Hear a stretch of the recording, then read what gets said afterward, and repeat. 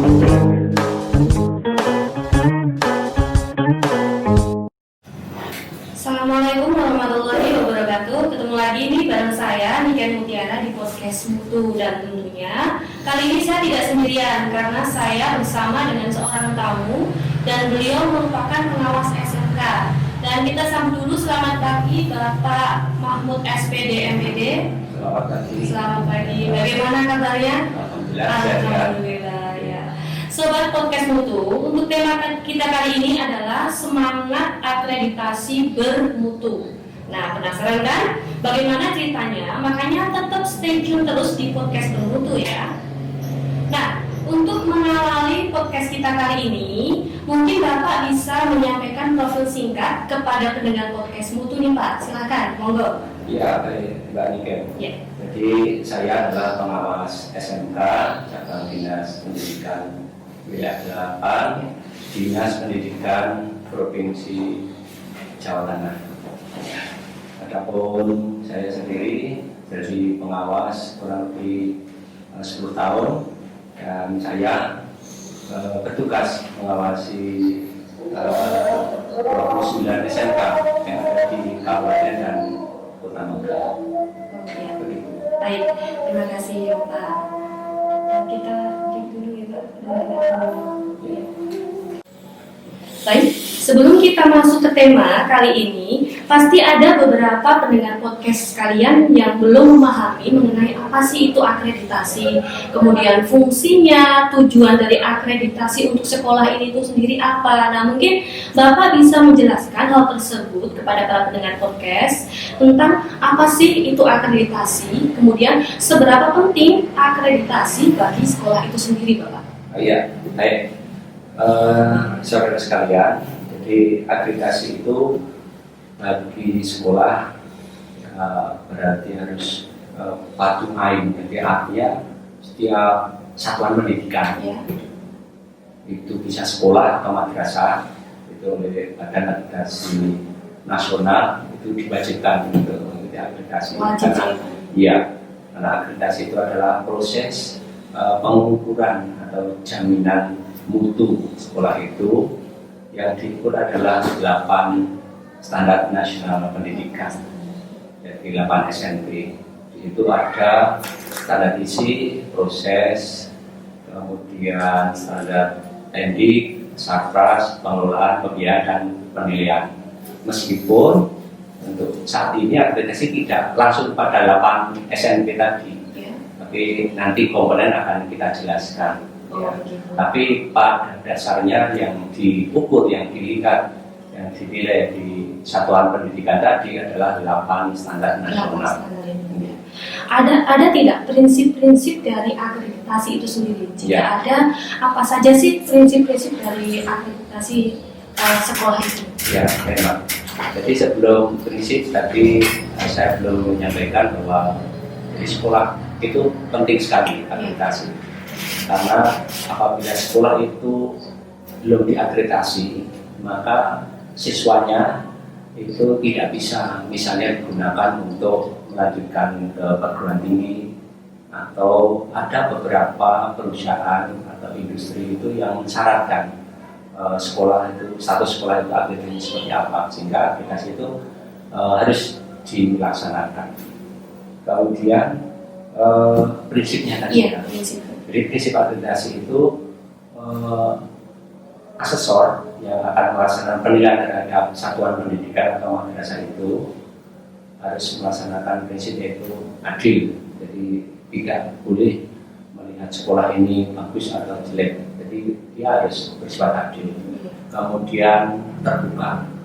Ya, terbuka artinya seperti apa kondisinya. Jadi dia harus melaksanakan. Kemudian transparan. Hampir sama dengan terbuka tadi. Kemudian tanggung jawab, kemudian jujur, jadi menilai apa adanya kondisi sekolah itu adalah prinsip-prinsip. Oh begitu ya. Nah, kata akreditasi itu sendiri kan secara umum itu kan merupakan proses evaluasi penilaian mutu sebuah institusi atau lembaga. Pastinya ada beberapa komponen yang bisa dijadikan sebagai penilaian. Iya. Ya, kira-kira penilaian apa saja sih komponen penilaian tersebut, Iya. Pak?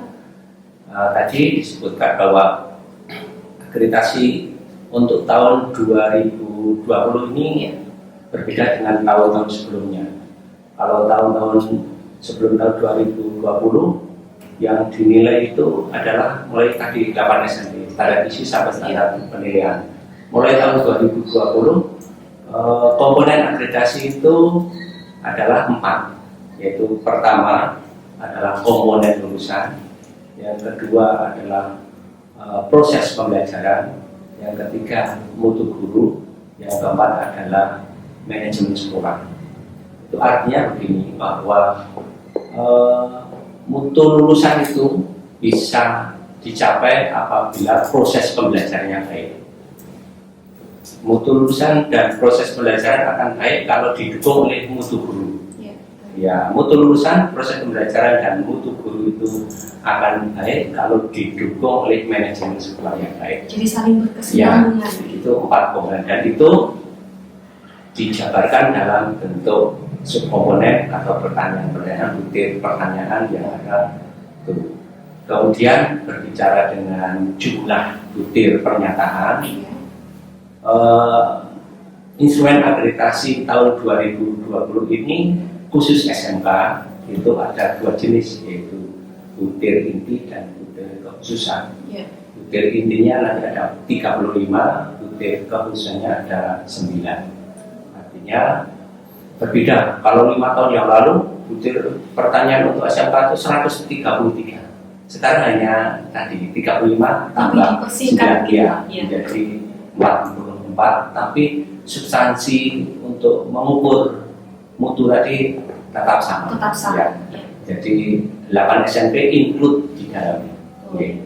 Biasanya nih Pak, dalam hal akreditasi memang untuk sebuah institusi atau lembaga, tapi kali ini saya akan lebih spesifik ke instansi sekolah.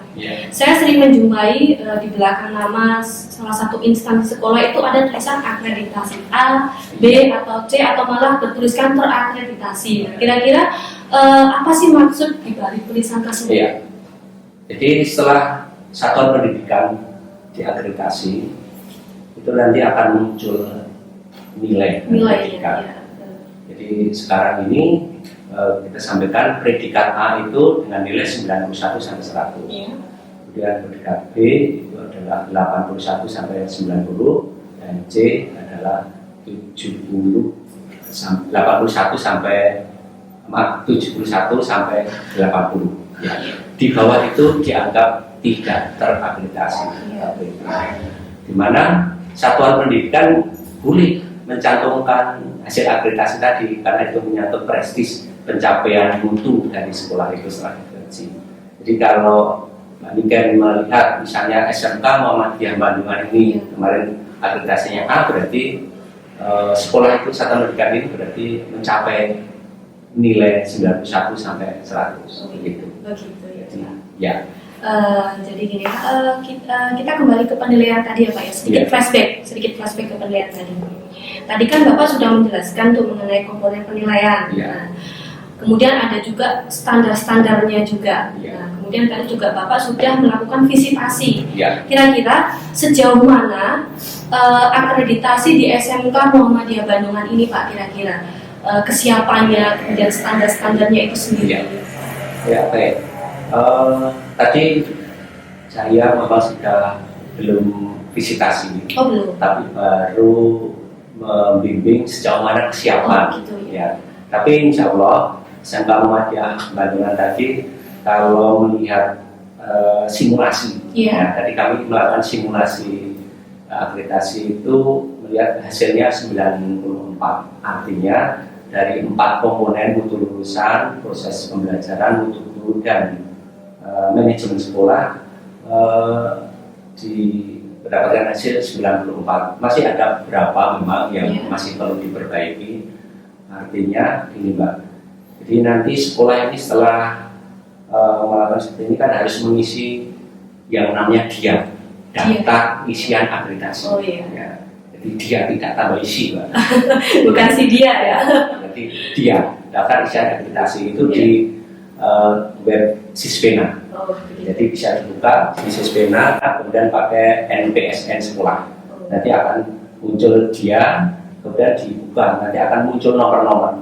Ya. Setelah itu sekolah akan mengisi misalnya nomor 1, pernyataan nomor 1, sekolah ini kemampuannya bisa memilih level 4. Nah, level 4 itu setelah diklik nanti akan muncul dokumen yang harus dipenuhi. Nah, tadi teman-teman di sini Bapak Guru saya suruh memenuhi itu, ternyata ya belum sepenuhnya ya, sehingga tapi hasilnya sudah cukup lumayan di 94. Nah, pemenuhan itu juga harus diupload. Jadi mereka harus mengupload file. Ya, satu contoh di situ pemenuhan RPP dari guru, berarti berapa guru yang mengikuti pembelajaran, mulai yang harus diupload dan sebagainya. Bisa menunjukkan buktinya. Bukti fisik, Iya. ya, bukti fisik, betul.